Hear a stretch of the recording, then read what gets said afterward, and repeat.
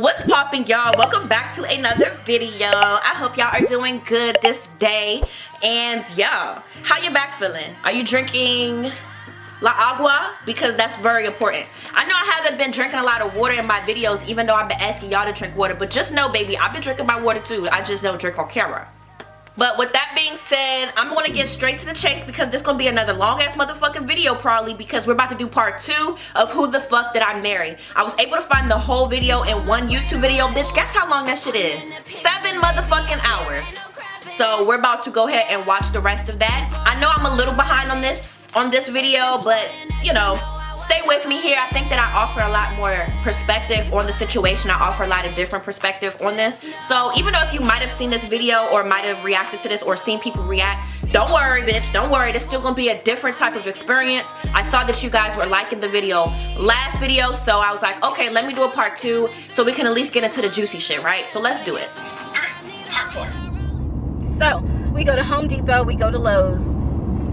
I'm choosing all these appliances. He's taking pictures of the SKU number. We have representatives helping us, and he basically explains to them, hey, we're buying a house. We should be closing sometime in June. Can we order this stuff now? Can I put a hold on it? Like, what can we do? Because we're not ready for delivery. I stood there as the Home Depot rep said, we can hold it in our warehouse. Like, you can buy something and we can hold it. People do it all the time, especially with COVID. So I watched him pay. I want to say it was about it was either $350 or $500. I watched him pay a deposit on a whole new set of appliances for them, and they were going to hold it until we were ready for delivery. I watched this. So I was like, okay, good deal. Like, we got the appliances. Next, let's go to Rooms to Go and Ashley Furniture and find actual furniture. So we went all around Rooms to Go. We went to... I'm sorry, she is goofy. It don't matter how much money y'all can be making. Just remember that money does not equate to common sense. Money does not equate to common sense. We're on part 4 and money does not equate to common sense. Like, just because you got all the money don't mean you had enough common sense to get that motherfucking money. I'm gonna be honest with you.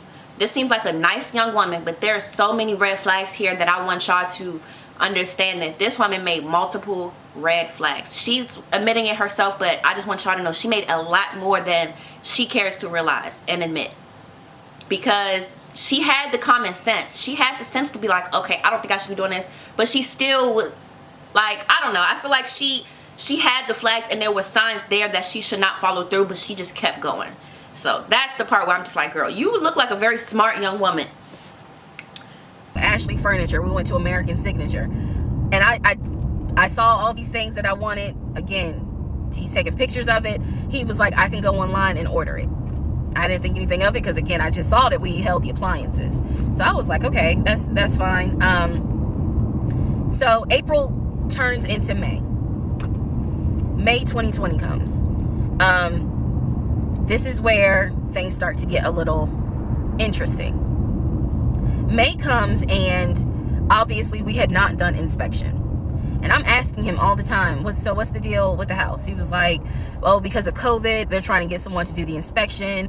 But the guy that it was always something. The guy they had caught COVID, so they're going to have to get somebody else. And he's like 15 houses backed up, so it'll be a while. My mom dated a pathological liar. I think he was a pathological liar. My mom dated a man. She had a child with him too. And he turned out to be the craziest motherfucking baby father that she ever had. So crazy that back when they first met, this nigga proposed to her. I remember because I was there. I was actually there. I don't remember what happened after that. I don't even fucking know what happened after that. But I remember that he proposed to her. And I also remember him giving us a whole tour of a whole house. I was so excited. I've never been that excited to move out of the projects. And this nigga dangled that shit over our head, made up all these fucking lies about how we're gonna do this to this part, how we're gonna have this for that, how this gonna be set up when we move in. And I'm just like, wow, like, it crushed my heart. I think my mom had to tell me, like, we're not moving into that house. for multiple reasons. And it was because he was lying. He was lying. I don't even think that it was in the process of even being developed. But the one thing about pathological liars, they will carry the shit out of what you see. They will carry the shit out of it, meaning they will go so hard off of the shit that you see, because seeing is believing, but seeing is not always believing, bitch. You gotta also see, you gotta have common sense too, to believe or to not believe. But I had a father figure as a pathological liar, and he still is a pathological liar.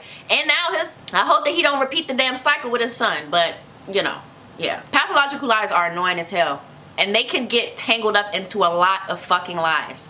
So many that you find out that everything was a lie, and you're just like, who the fuck? So I get it a little bit. So at this point in May, I know I look crazy. In this point in May of 2020, I started recording audio diaries. I don't know why. It was something just made me just start recording my thoughts in an audio diary, and I still have them. And I would save them by the date, and I would just start talking about what's on my mind. So I was like, I knew there was something was nagging me, like, but I kept pushing it out of my mind. I was like, you saw, this is what I reminded myself. You saw him pay for the appliances. You know the house is under contract. You know that he told you that he's the one who put the house under contract. Why would, like, I remember saying to myself, why would he lie about that? This is so easy to verify. Why would he lie about that? Have you caught him in any other lie? And at the time, the answer was no. So I really was like, maybe you just aren't used to a guy who actually does what he's supposed to do. Like, I was questioning myself and then answering my own questions. So inspection didn't happen. Around mid-May, I found out I was pregnant. May 2020. When I found out she found out she was pregnant. Oh shit, I don't see the baby. I'm sorry, y'all. I didn't expect this part. May of 2020, she found out she was pregnant. Y'all met in March. Let that sink in. These people met in March. April, May. That's it. March, April, May. Boom, she's pregnant. Boom, they're in the house. That's basically how this shit went. 2 months. And now she's pregnant. Damn. Pregnant. He was ecstatic, and I was like, oh shit. The reason why I was oh shit is because, number one, I'm plus size. Number two, because of my age, I felt like it was probably going to be a high-risk pregnancy. And I wasn't married. And that nagged. I cannot tell y'all how much it nagged me. There was a lot of internal struggle. And between my family didn't even know that he had moved in at this point. I told them. This is why when you go against your morals and ethics, shit like this happens. You can't find peace in a place where you weren't meant to be in. You get what I'm saying? You're not going to find peace even within your own self. And it's sad because this woman is raised in a Christian home. She got her career. She got the finances. All she needed was a man. All she needed to do was wait, be patient, and allow for the Lord to bring that right man in. And when it felt right, it's going to feel right. God is not a God of confusion. So she's obviously confused as hell. As much as she liked to put it together like everything was fine at this point, or okay, but you could tell she was very confused because, girl, why are you allowing a man to move into your place if you strongly do not believe in that? And why you having sex with the nigga without condoms? On top of that, like, okay, you moved him in, as long as you don't have kids, boom, now you got kids. Why the fuck did you not use a condom? Like, you already going against your morals and ethics. Where is the...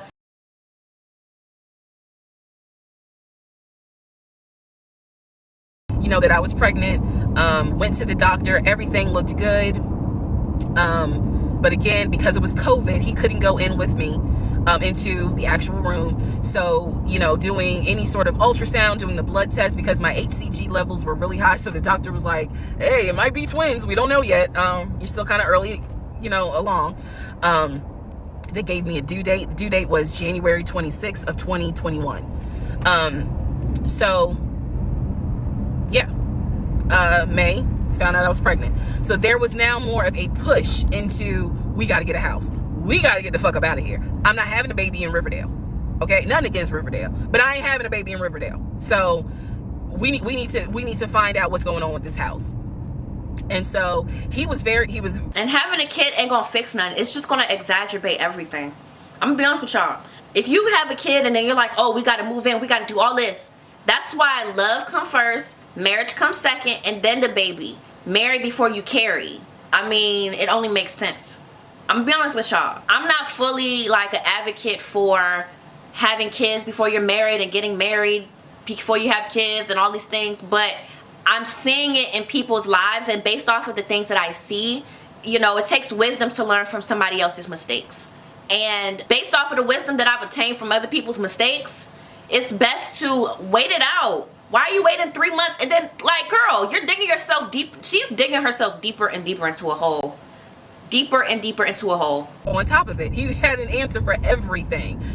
He was like, you know, I'm gonna call and find out what's going on, blah, blah, blah. He then magically told me about a week later, oh, they're going to do inspection on the house like in 2 days. So I was just like, okay, keep in mind, I'm taking his word for it. I'm taking his word for all this. So don't ever take a nigga's word for shit. Just another thing. Don't ever take a man's word for shit. Real men back that shit up with actions. And it's easy to be proven and confirmed and verified. And if you don't verify this shit, then something's wrong with you. If you don't do your due diligence and research on what the fuck this man is telling you, even though he's making it sound good, of course he's gonna make it sound good so he can fuck you. But make sure that y'all are able to back up what these niggas say, or let them prove to you that they can back up what they say. If a nigga say he got a mansion, bitch, and he telling you he got all these extremities, he's telling you all the details of this motherfucking mansion, because lies can definitely come up with some excruciating details. You never been to this motherfucker. There's always an excuse when y'all do go to this motherfucker, or try to go to his house, and he's just bigging this shit up like you're gonna see it one day. Bitch, you'll never see that motherfucking mansion. If somebody is trying their hardest to convince you that they have something nice or whatever, and you never get to see any type of remnants of it, that is a smoke. And where there's smoke, there's fire. He was like, they're going to do an inspection. Once we get the inspection report back, then we will know what we are going to be responsible for. What are we getting ourselves into? So, I guess they did an inspection. He showed me an inspection report. Only thing that they said that the roof had just recently been replaced, which I remember he was very happy about. And the issues that there were for the house were minor. It was not a bad, because we did have a discussion about it. He was like, it's nothing that we can't handle. Then he said that we were set to close the end of May. We were set to close the end of May. He told me it was going to be a virtual closing. You're probably like, what the hell is a virtual closing? Because again, he's saying because of COVID, people are not closing in the office. They're doing a virtual closing where you would need to electronically sign the paperwork. This is what he's telling me. And so he was like, we're set to close like just before Memorial Day. And so for some reason, again, there's still that nagging part. For some reason, I didn't start packing. Anyone that knows me will tell you I hate moving. I've done it enough in my life. I hate moving. But I did not start packing up that house at all. I was just like, I'm pregnant. My body was changing so fast that it was like I can barely keep my eyes open half the day. And so, no, I didn't start packing. And I remember I did record, again, I was recording audio diaries just about every day. When something didn't sit right, I would verbally record it in the audio diary because I was like, I don't know what it is, but there's something. That was the theme of our relationship. I don't know what it is, but I know there's something. And so I remember talking to myself in my little prayer closet, because that's where I would do my recordings. And I remember thinking, what if we don't get this house? Like, what if he's lying? But again, there goes that thought process of, why would he lie about this? Like, who makes up that they're buying a house when in fact they're not? And then, y'all, don't put nothing past nobody, okay? Because people will definitely brag about having shit that they don't have. As big as it may be, it could be a yacht, it could be a ship, it could be a mansion, it could be a horse, it could be a plane, it could be a jet. They will lie, okay? They will lie. It's not too hard to believe that somebody will lie about closing a house. I mean, you have to put all the other pieces together, but there's people who would do that shit. Like, it's sad, but it's true. You can't put it past nobody. And he's showing you all this paperwork. Like, come on, you can't be that jaded that you don't even believe what's in front of you. All right, so now we're going to go into part 5. Okay, part 5. Who the fuck did I marry? So I'm questioning all this stuff in my head out loud on my audio diaries, and then once again I'm like, but look at what he's giving you. Like, he's paying. It wasn't a question about money. It was just a question of, are we really about to move into this house? And keep in mind, he's paying all the household bills. He still is. So we were supposed to close before Memorial Day. We didn't. There was an excuse. There was always an excuse with him. Always an excuse. And I didn't know enough about the process. The excuses is the smoke, and where there's smoke, there's fire. Just remember that. I'm gonna keep it short and sweet. Those excuses that she kept on acknowledging and realizing, that's smoke, baby. And she said there's always something, but she don't know what. That's all smoke. Where there's smoke, there's fire, and you cannot just keep sitting around when you smell smoke. You got to get the fuck up. You got to investigate. You got to figure out where that smoke is coming from. To question stuff because I really wasn't involved the way I should have been. And it was giving me a lot of anxiety. So I'm pregnant with a lot of anxiety. And if I'm going to be 100% honest with y'all, I was not expecting that I was probably going to have a healthy pregnancy because I was stressed.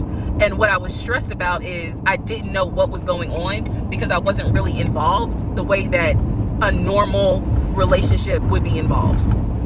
Just being honest. And like I said, she's not gonna find peace if you don't know what the fuck is going on, bitch. I would be annoyed too. I would be stressed too if I didn't know half the shit that was going on in my own relationship. Ladies, don't be like her. Don't let the man just do everything and don't get comfortable because you see him paying for a couple things. Stop getting so struck because the nigga can provide a couple things. You better be on that shit. Let me see the paperwork. Let me know. Like, as you can see, it was affecting her pregnancy.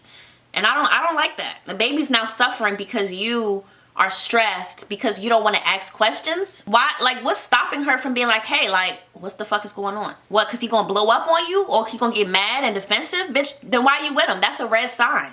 Being honest. So we did not close around, we moved now into June. This is now going into June. Around June 5th, I looked at the house again on Realtor.com. I don't know what made me do it other than, and I don't mean to sound super spiritual. I know that people are like, you know, you may or may not believe in God, but I'm telling you, I believe with all my heart. Probably the Holy Spirit was like, look at that house on Realtor.com. So I looked at the house on Realtor.com. This was around June 5th. It showed that the house was off the market. And I remember being like, okay, wait, what does that mean? What does that mean? Because ex-husband is telling me, we're about to close on the house. We're about to close. It's our house. We got furniture, da-da-da, da-da-da, da-da-da. He's also telling me that he's been in contact with the realtor, his friend, who was telling him, you know, this is what was happening next. Here's what's going on. So the guy that we initially worked with apparently is completely out of the picture. But again, I was not heavily involved. So I'm just like, let me look at the house. I see it's off market. What the fuck does off market mean? Like, now I'm really freaking out. So it shows the name of the real estate agent for the seller. I don't remember her name. I called her and I said, you know, I said, my husband and I, even though I wasn't married, my husband and I were looking at this house at 123 Main Street. And we really wanted to tour it, but now I'm showing it's off market. Is it not available? Or, you know, I pulled that card and she was like, oh, no, ma'am. The home closed yesterday. It closed June 4th. Again, there's certain dates I just remember. And I said, oh, it closed June 4th? I was like, really? And she said, yes, ma'am. She was like, my sellers sold the house. And I was like, oh man, okay. Well, I said, my husband and I really wanted, you know, we love the pictures of it and we're getting ready to start a family. So I would have loved to have been able to, you know, have the opportunity to see it. I asked her something. I don't remember the specific question I asked her. And I know why I asked the question, because I was anticipating that my boyfriend at the time was going to have some sort of excuse. So I asked her something about the buyers. And I remember, and somehow, again, forgive me, I don't remember the question I asked her. But the answer was that it was an older white couple. Older white couple. So I get off the phone with her. I record an audio diary. And in the audio diary, I specifically say, okay, there is no house. He's going to have to get out of this lie somehow. Because now I realize, at the very least, he was lying about him being the one who was under contract. I knew enough about that. So I was... Girl, them whole gates should have opened up. Like, damn, hold up. Who the fuck did I marry? Because now you got a kid with him. And that's why I said kids do not fix the situation. It just helps further your delusion into what you want this person to be or what outcome you want. Kids do not make anything better. And, you know, I don't think she thought that or assumed that, but she thought, okay, she got pregnant unexpectedly, knowing she was having unprotected sex, and then now she's just trying to rush into moving out of her city or state or whatever, Riverdale, so that she can have her baby in a better neighborhood, I'm assuming. But girl, if she would have took her time with vetting this man appropriately, she wouldn't be in this issue. And she wouldn't be stressing. And I hope that she decides to just kick this nigga to the curb, but that's not always that easy, so let's see. Like, what, how is he going to get out of this? Again, I've listened to the audio diary in 2024. And I was trying to think of ways on how he's going to do it. And something said to me, because I say it on the audio diary, I said, he's going to say it's a bad deal. And he's going to say he wants to pull out. Y'all keep in mind, I am pregnant. So I had a decision to make. As ugly as this decision was, I made the decision, you're about to have a baby with this man. He's paying all the household bills. Let him get out of the lie. And that's what I did. I purposely made the decision that I knew he was going to come back, and I knew he was going to give me some bullshit on why he couldn't buy the house, because he didn't know that I knew that house is already sold.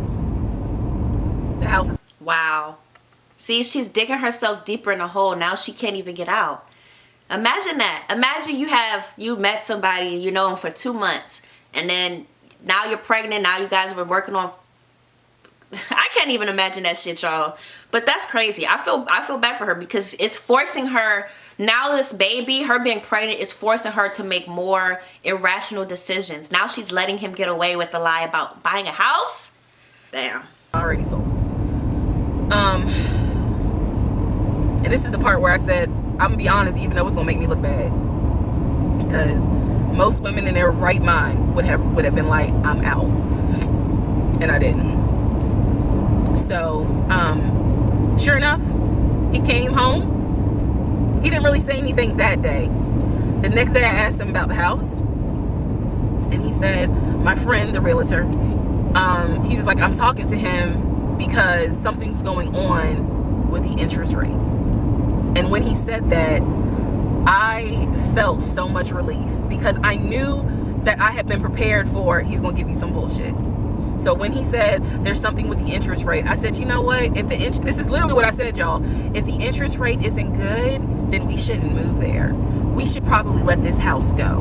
We should cancel whatever furniture we ordered, or, you know, appliances, and let's just look for another house. I said, I would like to be moved before the end of the year. I said, I really don't want to be 9 months pregnant moving into a house. I would like to be done with this before then. And the way I said it was so calm, and he was like, okay. He was like, I'm gonna call the realtor, and tell him I'm backing out of the house, and I'm gonna see if I can get my earnest money back. And I remember looking at him. I was standing in the kitchen, and I cocked my head to the side. What motherfucking earnest money, bitch, if you ain't never put the money in to begin with? He's really dragging this shit. He really is. And the fact that she's seeing this shit now is like, girl, why are you not running for the hills? Fuck that baby. Fuck them kids. But fuck him. Like, fuck that family you want with him. He's about to make your life a living hell. Decide. And I said, okay, get your earnest money back, and let's find another house. And so that's how that first house fell through. So, fast forward, I keep looking at this to see how much time I have, because they only give you 10 minutes. So this is part 5, part 6 is coming up. But subsequently, what ends up happening the next week, which is mid-June, I was at work, and I started cramping, started bleeding. And at this point, my doctor, I had just had an ultrasound earlier that day. So I went to work, because the ultrasound was fine. I went to work, and the cramping and the bleeding started, and I started crying because I kind of knew what was going on. And my doctor had called me and told me that when they did the ultrasound, they did not see a heartbeat. So she was like, this pregnancy is not going to be viable. So I'm crying and hysterical, and now we're going to get into part 6. So she didn't have the baby because they didn't hear a heartbeat? Damn. Okay, so this is part 6 of Who the Fuck Did I Marry? So where we left off. So obviously, my doctor had called and told me there was no heartbeat. The pregnancy was not viable at that point, and I was cramping and spotting at work. Went into my best friend's office and immediately started crying. She was like, what's going on? And I said, I told her what the doctor said, and she grabbed her keys, grabbed her purse, and was like, let's go, I'm taking you home. On my way home, I called my boyfriend and told him what the doctor said, and he was like, I'll meet you at home. So he was coming from Duluth, went straight home. And so about 24 or 48 hours later, I had a doctor's appointment, and my doctor gave me 3 options. First option, let everything happen naturally. Your body will expel the fetus on its own. Second option. Damn, so it wasn't viable, meaning that it wasn't doable. Like, you can't go through with it regardless. So what does that mean? It's not a miscarriage, is it? The body will get rid of the fetus on its own? That's so sad. I don't know. You can take a pill which will induce expelling the fetus at home. The pill basically will cause you to contract and expel. The third option was to go into the hospital and do a D&C. I did not want to do a D&C because I did not want to be in a hospital with COVID going on. And for whatever reason, I did not do the option of let it happen naturally. So I chose to do the pill. His birthday was June 17th. My ex's birthday was June 17th. So the decision was made, we're going to celebrate his birthday that day, go out to eat. And then that night I would take the pill because we both were off from work the next 2 or 3 days. So went out to eat, to try to celebrate as best we could, and then took the pill that night. That night was the most traumatic, excruciating pain I've ever put my body through. I do not recommend any woman, prayerfully you don't have to go through that, but I don't recommend taking that pill. If you don't have to, don't do it. I spent the whole night in the bathroom just crying in so much pain. They gave me a narcotic. I couldn't take it because I found out I was allergic to it, so it was causing me to like projectile vomiting, and it was a mess. So and he was right there. He was scared that he needed to take me to the ER. But in the morning, the pain kind of subsided. So about 72 hours later, I had another doctor's appointment where the purpose of this appointment was to do an ultrasound to see if everything had passed. Everything did not pass. So because of that, my doctor was like, we're going to have to do a D&C. My D&C was scheduled for the first week of July. My boyfriend, my ex, was going to take me. That was always the plan. 2 days before my procedure, he comes home and tells me that he is up for promotion. He's up to be promoted to VP. Because of this, the president of the company, is coming in, and it was going to be this huge business meeting he had to go to. The business meeting was scheduled for the day of my surgery. And so I'm throwing a fit because I was like, you there's no way you can do that meeting. Like, I need you to take me to the hospital and all this other stuff. And so he offered to have his sister take me to the hospital. Apparently his sister lived in Douglasville. I was like, no, because I've never met her. Like, I'm not having a stranger take me to the hospital.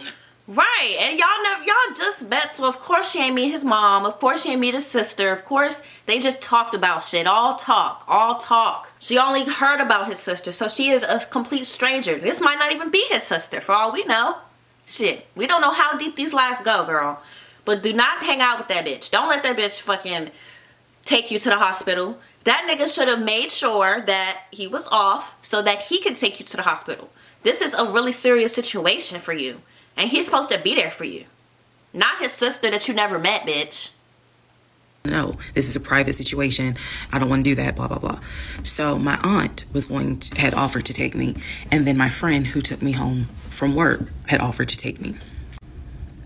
So at that point, we get into an argument because he's like, my sister is, you about your family. So why can't she step in? And I was like, nah, because I don't know her. Period. I don't know her. So my friend offers to take me to the hospital because I was all distressed that he's saying he has a business meeting and he can't take me. So I remember being on I-75 on the connector on the phone with her crying because I was so embarrassed that he wasn't going to be the one to take me and that I was needing to rely on someone else to take me to the hospital in order to get a D&C done. And she was really great. She was like, girl, this is why you have a village. Like, it's okay. Things happen. The world is crazy right now. I will take you. You're going to be okay. So he did not take me to the hospital for my D&C. My friend did. She could not stay because of COVID protocol. So when they wheeled me into pre-op after I got checked in, I texted him and was just letting him know, hey, here's the update. I'm about to, I'm in pre-op. They're going to get me prepared to go back to the surgical ward or whatever. And the response I got was from his new executive assistant named David. Now, when he told me he was up for the promotion, he did tell me that part of getting this new job would be that he would get an executive assistant named David. And he did tell me, I'm going to make sure that I inform David if you get a text from this number, meaning from me, pull me out of the meeting because, my fiance's having a procedure done and I'm picking her up. So it's important that you come get me if it's something serious. So I text him. David responds. He said, yeah, Mr. Blah, blah told me that you are having a procedure done. If you need me to get him, I can go get him. He's in a meeting. Just let me know what you need. And I just said, no, don't bother him. I'm just giving an update that they're about to take me back. And David responds and says, I'm so sorry you're going through this. Please let me know if there's anything I can do. So I have the procedure. I wake up and I am now in recovery. I should be in recovery 45 minutes up to an hour and a half. I wake up. First thing I ask, and I remember asking, is where is so-and-so? The nurse who was so sweet, she was like, everything went well. You're doing great. She said, we spoke to your fiance. He's on his way. So I said, okay. I kind of dozed back out, but I could still hear everything that was going on. I just could not keep my eyes open to save my life. So I hear her talk to the other nurse. And that's when she said, yeah, Dr. So-and-so called her fiance and his executive assistant picked up. And the executive assistant said that he was in a business meeting and that, you could relate to him what you need to say and he'll tell the fiance. And my doctor was like, hell no, HIPAA, I need to speak to him. Yeah, like I was just thinking, like they better respect HIPAA laws. They can't talk to an executive assistant about the condition of his boss's wife. That's not meant for him to know. I was just thinking of David. Why the fuck is David responding? Watch David be him. That's all I'm gonna call it. Watch David as him. And watch when they try to talk to him, he gonna sound the exact same as David. And they're gonna be like, we don't trust it. So I don't know. That's just what I think. I think that he is really David, and they never heard this man's voice before, so they're thinking they're talking to David when really they're talking to him, and he's gonna try to switch up and be like, oh, here I am. I don't know what this nigga really is, but he's not in the meeting. So apparently my fiance called the doctor back about 30 minutes later, and the doctor informed him she'll be ready to be discharged in about an hour. You can make your way and come pick her up. He said he was on his way. He was on his way from Duluth to Atlanta, which is not a huge distance, but the time of day, one thing about Atlanta, there's always traffic. So he should have been there within the hour. I should have only been in recovery an hour and a half. let's go to the next part. Okay, so she said she was supposed to only be in there for an hour and a half. How long y'all think she was in that bitch? I think she was in there for about 2 to 3 hours. Part 7, who the fuck did I marry? So I should have been in recovery at Northside Hospital for about at most an hour and a half. Subsequently, I ended up being in recovery between 3 to 3.5 hours. The nurses kept calling my ex, asking what's the status, because they were actually getting ready to do a shift change. So they kept calling, asking what's the status, like, where are you? I want to say that they called a total of 3 times and they spoke to him twice. So at this point, I knew that they were all like, where is her fiance? Like, what is going on? He said he was stuck in traffic, and so he was making his way there. He eventually did get to Northside Hospital, and they wheeled me down because, again, he couldn't come in just because of the protocols. So when I got in the car, and I'm in pain, but yet drugged up, couldn't keep my eyes open, I was just out of it. But I remember him calling my aunt and my mother and letting them know I picked her up, we're on the way home, let me get her settled, and then I'll give you guys an update. I remember that. What I did not know was that he had texted my aunt and my mom and asked them to not bother me for like a week. Like, just please don't reach out to her, let her just rest. I am from New Jersey. Why the fuck are you telling her family members don't hit her up? That sounded like some Wendy shit, and we're gonna be talking about Wendy very soon if we don't already.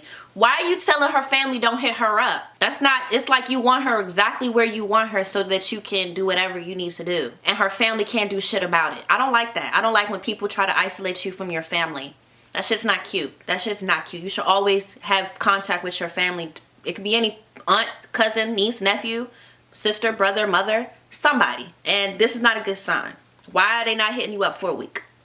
What's the point? I am from an African American family. You don't tell my black mama or my black aunt that, please don't bother her for a week.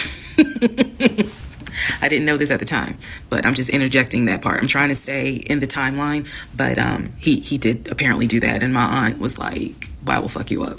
Anyway, so go home. He waits on me hand and foot. I recover. Just needed about 24 to 48 hours to just get my mind right.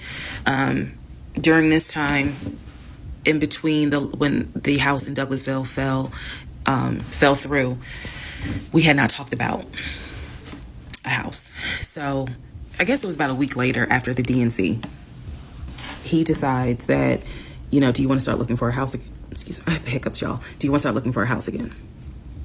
Because of what happened with the house in Douglasville, I felt like I was smarter this time to say, I want to be involved every aspect, because I don't know what the fuck happened with that house in Douglasville. But what I do know is that he lied to me. I didn't know then what I know now. I just knew he lied about I knew he lied about being under contract. So I told him, I said, I don't want to work with your friend who I've never met, never talked to. I know that he has talked to him because he's talked to him in front of me. And I'm going to demonstrate on one of the videos how he used to do his phone calls. Don't worry, it's coming. So we found a new real estate agent. Really nice guy. His name was Scott. I am using his real name. Really nice guy. And we told him what the budget was. And Scott was like, okay, when you guys are ready, we can start looking at houses. Try to look for houses that are empty, because you can actually tour those. If it's a house where someone's already living in there, chances are it's going to be a virtual tour because of COVID. So I found a house that I absolutely, in total, we must have looked at about 15 houses. But I found a house in Smyrna that I absolutely loved. We toured the house. Everything about this house was perfect. The house was listed for $699,000. It was a brand new construction build. The only issue was that the basement was not finished, and he wanted the basement to be his man cave. Again, I went with him to tour this house. So this was already feeling very different than the situation in Douglasville, because we did not actually tour the Douglasville house. We only did a FaceTime virtual tour. This house in Smyrna, we toured. We toured this house more than once. And it was gorgeous. Fucking gorgeous. So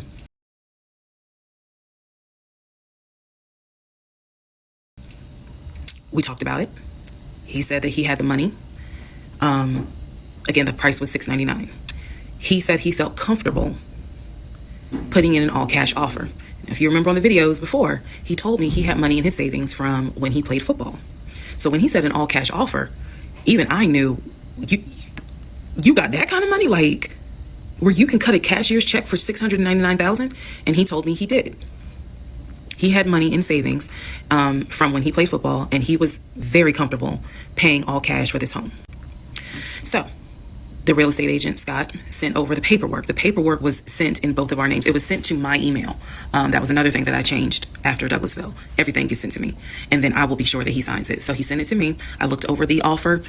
We were going to put in an all cash, full price offer with a request to have the basement finished.